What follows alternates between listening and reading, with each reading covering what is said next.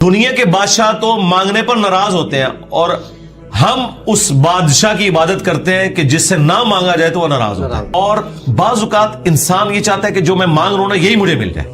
یہ سب سے بڑی انسان کی کمزوری ہے. لیکن یہ جو واسطے ڈالنا فلانے کا صدقہ یہ کوئی ثابت نہیں میرے بھائی. السلام علیکم ورحمۃ اللہ وبرکاتہ. میں آپ کا بھائی واجد علی امتی. آج میرے دوستوں ویڈیو کی جو ٹاپک ہے وہ دعا کے اوپر ہے. اور میرے سیٹ پر جو ویڈیو ہے مولانا مرزا صاحب کی ویڈیو ہے. انشاءاللہ اس کو مکمل غور سے دیکھ لے اور دعا کیسی قبول ہوتی ہے. اور جو انسان دعا نہ مانگنے میرے دوستوں تو اللہ اس پہ کیسے ناراض ہوتے ہیں. اور دعا نہ مانگنے والا یہ تکبر کرتا ہے. اور دعا ہر مسلمان کی قبول ہوتی ہے. اس کا ایک وقت ہوتا ہے, اس کا ایک ٹائم ہوتا ہے. بعض وقت انسان جلدی کرتا ہے کہ مجھے یہ چیز مل جائے, لیکن اس کے لیے وہ چیز بہتر نہ ہوگا میرے دوستوں, کیونکہ یہ چیز اللہ جانتا ہے, بندے کو پتہ نہیں چیز کا. حق تعالی شان اس کے بارے میں بہتر فیصلہ کرے گا. جاتے انشاءاللہ ویڈیو کے سیٹ پر ویڈیو مکمل دیکھ لے, بہت فائدہ ہوگا. دعا کبھی مسلمان کی رد نہیں جاتی. مسند احمد میں حدیث ہے کہ مسلمان کی دعا کبھی بھی رد نہیں جاتی.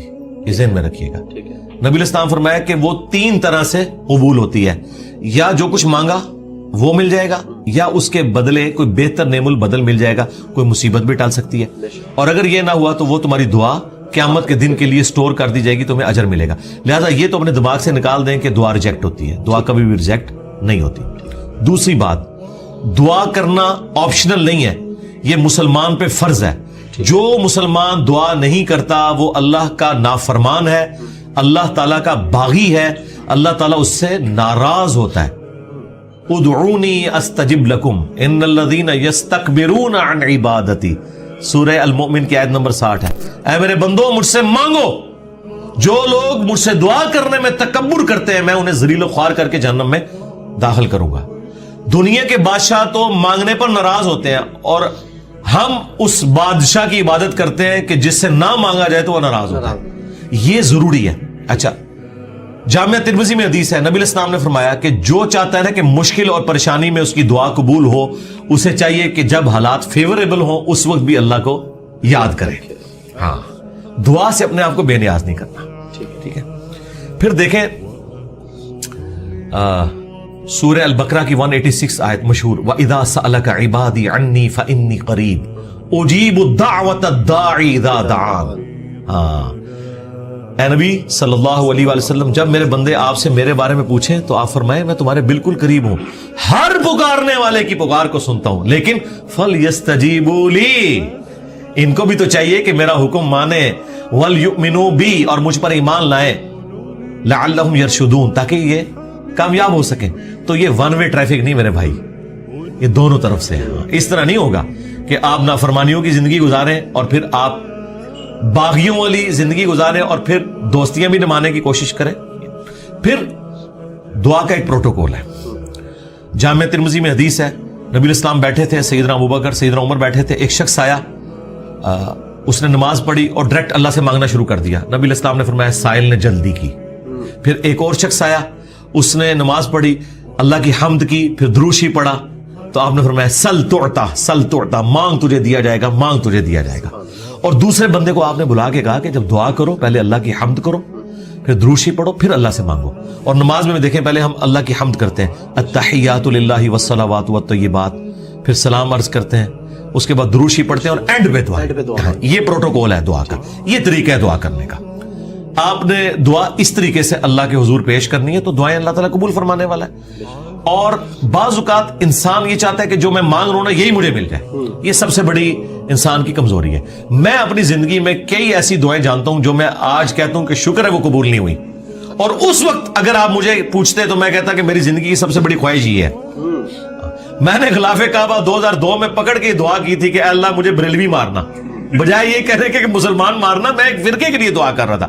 شکر ہے یہ اللہ قبول نہیں کی تھی, تیری مہربانی.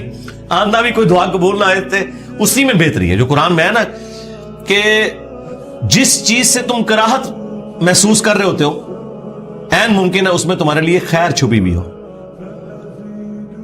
اللہ جانتا ہے, تم نہیں جانتے. بعض اوقات انسان کسی چیز میں کراہت محسوس کر رہا ہے, اس میں خیر چھپی ہوئی ہے, اور جس چیز کو محبت کی نظر سے دیکھ رہا ہے اس میں اس کے لیے شر چھپا ہوا ہے. اس کو ڈاکٹر ذاکر نائک نے بڑی مثال پیاری دی تھی کہ آپ کا امریکہ میں کوئی بزنس ہو اور آپ نے فلائٹ سے پہنچنا ہو, میٹنگ ہو آپ کی, اور وہ میٹنگ آپ اٹینڈ کریں تو آپ کو کروڑوں کا بزنس ملنے والا ہے, اور اگر رہ جائے تو آپ کا اتنا نقصان ہو جائے گا سارے بزنس مین کے لیے. آپ جیسے ہی ٹریفک کے لیٹ ہونے کی وجہ سے ایئرپورٹ پہنچے اور آپ کو پتا چلے کہ وہ جہاز اڑ گیا ہے جس میں آپ نے جانا تھا, تو آپ کہیں گے میری زندگی کی سب سے بری خبر تھی جو میں نے سنی. اور اسی گاڑی میں واپس آتے ہوئے آپ کو خبر ملے کہ وہ جہاز کریش کر گیا, تو آپ کہیں گے وہ میری زندگی کی سب سے بہترین خبر تھی جو میں نے اس وقت سنی تھی, شکر ہے میں نہیں بیٹھا اس میں. ایک ہی خبر تھوڑی دیر پہلے زندگی کی بدترین خبر تھی اور اگلے لمحے وہ سب سے اچھی. اچھا, اس چیز کو اللہ نے قرآن میں حضرت موسیٰ اور خضر کے واقعے میں سمجھایا ہے, جس میں وہ ایک بچے کی گردن مروڑ دیتے ہیں. وہ یہ نہیں ہے کہ یہاں کو پیر بچوں کی گردنیں مروڑیں گے, وہ فرشتہ تھا, وہ حضرت اسرائیل والا کام کر رہا تھا, اس کو اللہ تعالیٰ نے اتنی عمر بچے کو دینی تھی.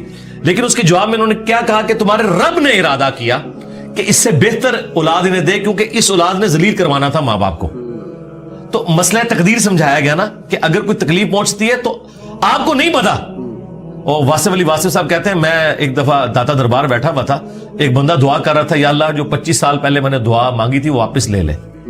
یہی وہ ریپیٹ کر رہا تھا. تو میں نے اسے بعد میں پوچھا کہ یہ آپ کیا بات کر رہے ہیں؟ تو کہنے لگا میری بیٹیاں ہی تھیں, ساری اچھی نکلی ہیں, لیکن میری تسلی نہیں ہوتی تھی. 25 سال پہلے میں نے ایک بیٹا مانگا رو رو کے, کتنی منتوں سے مرادوں سے, اور وہ چرس اور ہیروئن کے نشے میں پڑ گیا, تو گھر کا سارا سامان اس نے بیچ دیا. تو بڑا بہتر کیا تھا اللہ نے جو مجھے بیٹا نہیں دیا ہوا تھا, تو یا اللہ وہ دعا واپس لے لے.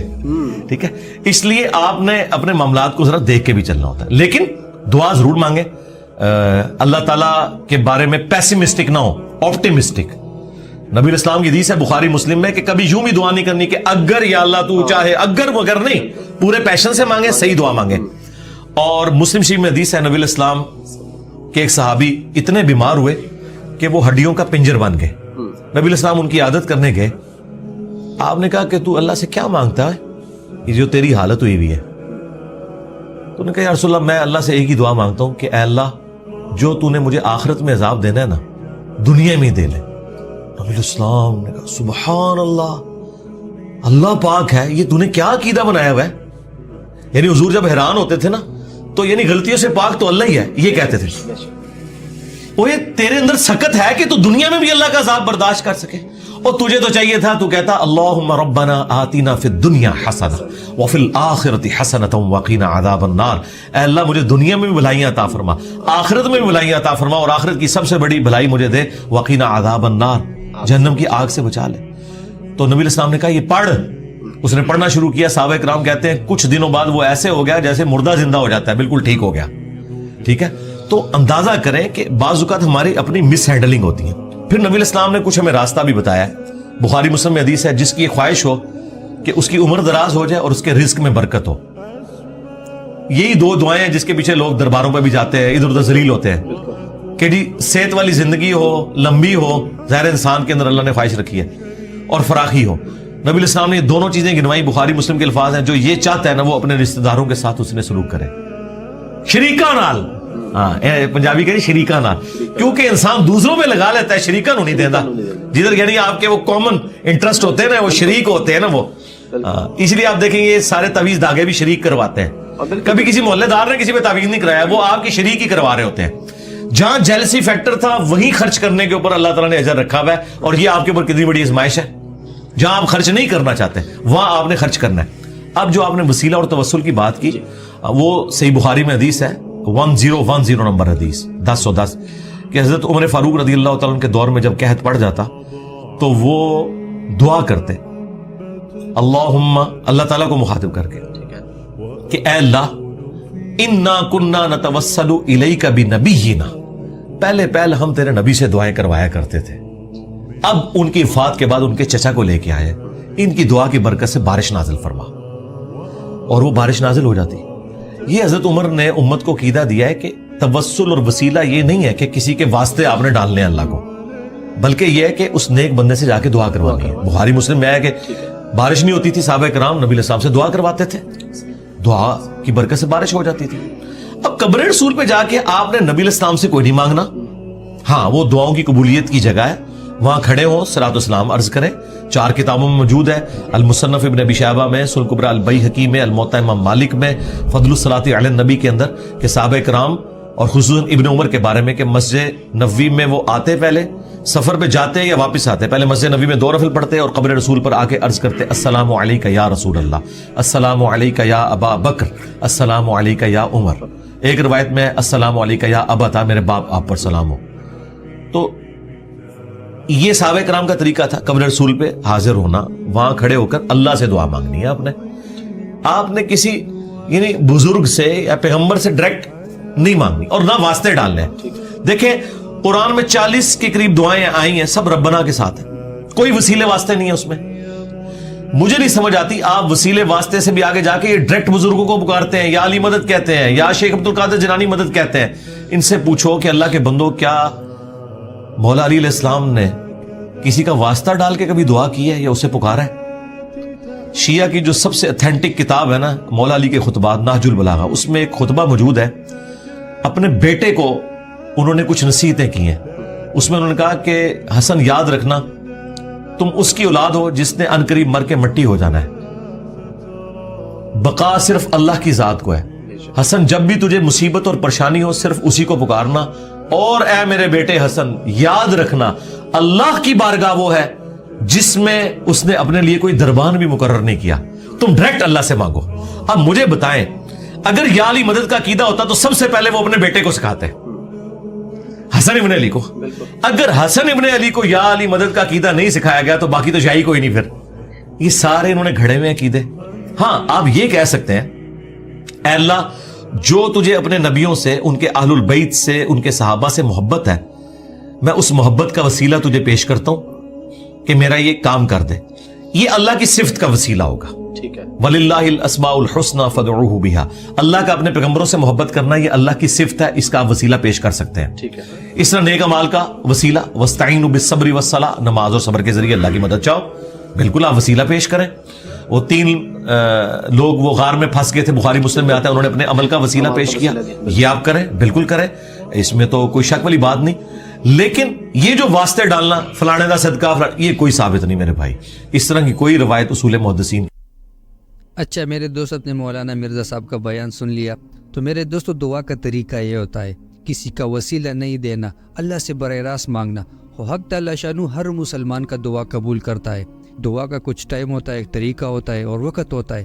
جب انسان کا بعض وقت دعا قبول نہیں ہوتا اس میں اس کے لیے خیر پڑا رہتا ہے. میرے دوستو ہم انسان نے, ہم کو اس چیز کا پتہ نہیں کہ ہمارے لیے دعا میں خیر ہے کہ نہیں, لیکن بعض وقت انسان مانگتے یا اللہ مجھے یہ دے دے, یا اللہ مجھے یہ دے دے. اللہ تو دیتا ہے لیکن اس کا ٹائم ہوتا ہے. میرے دوستو جب آپ کا ایک دعا ٹائم لیتا ہے تو اس میں سمجھو کہ اس میں میرے لیے اللہ نے خیر رکھا ہے.